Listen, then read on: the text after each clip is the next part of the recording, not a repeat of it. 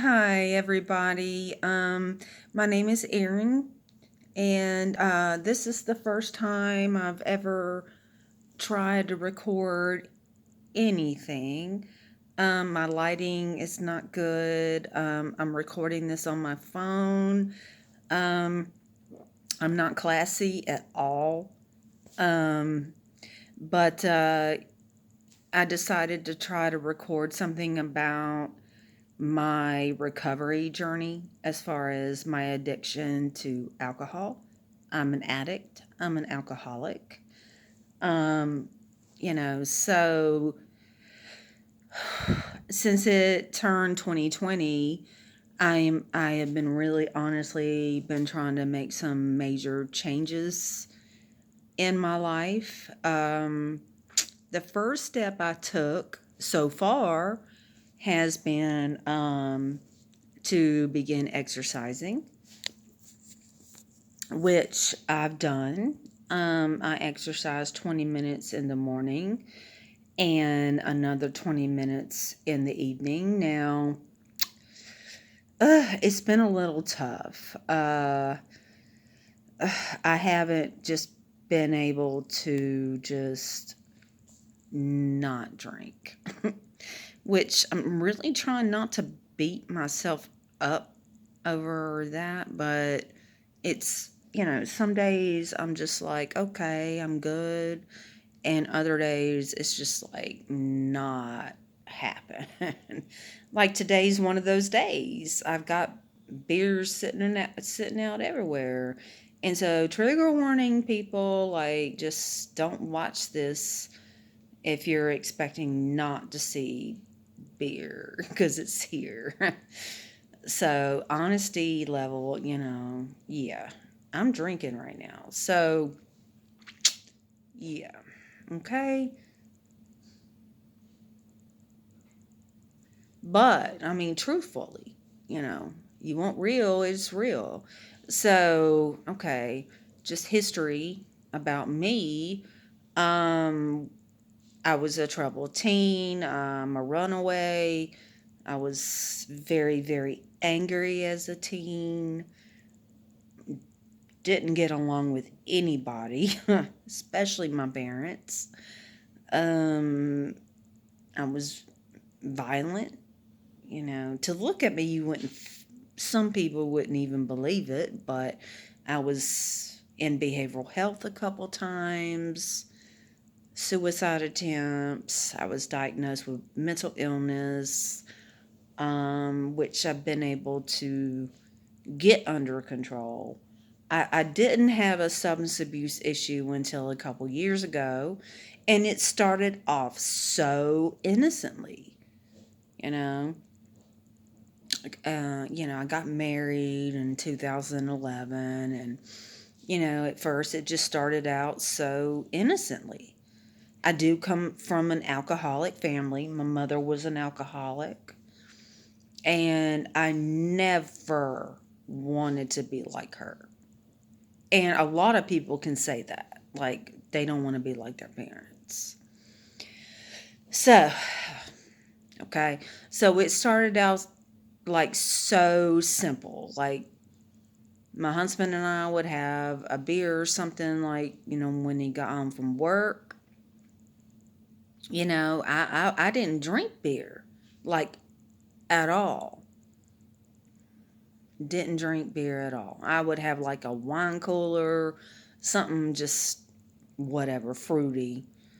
And he would have whatever he drank.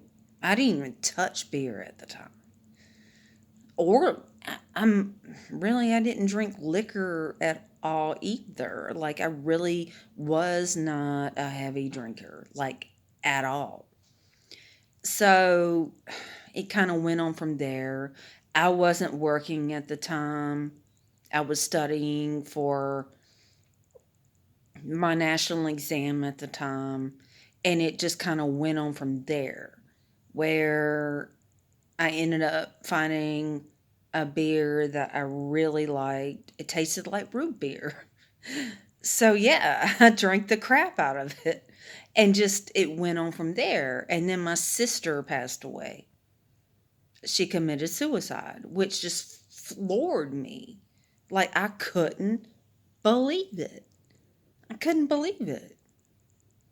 And it just like messed my mind up so bad. And then I just, to cope, I was already drinking a lot anyway. And then she did that and I couldn't believe it.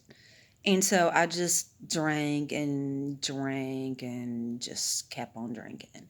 Then it turned in to all those addictive behaviors that you see when you have somebody that's an alcoholic. Lying and manipulative stuff, and you just start, you're not you anymore. And I would hide alcohol, I would lie about it. I would drink when my husband wasn't here, and you name it, I did it. I would sneak off while I was at work and drink. I mean, or I would just not show up at work because I wanted to drink. I mean, you name it.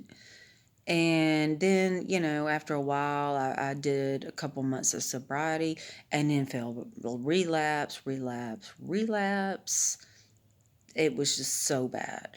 So that's kind of my history, me as a person, like what I've been through. So now it's 2020. I'm about to be 42. And no, I do not have children. So I don't have children that have had to deal with any of my issues and or any of my husband's issues or anything like that. No matter I don't have that issue at all. But it's been a challenge. It's been a major challenge. And come November of last year, I had a major suicide attempt. I was in ICU for a week and a half and back in behavioral health again, and not a good situation. My veins are ruined at this point. I have blood clots in my veins. Nothing dangerous, but great.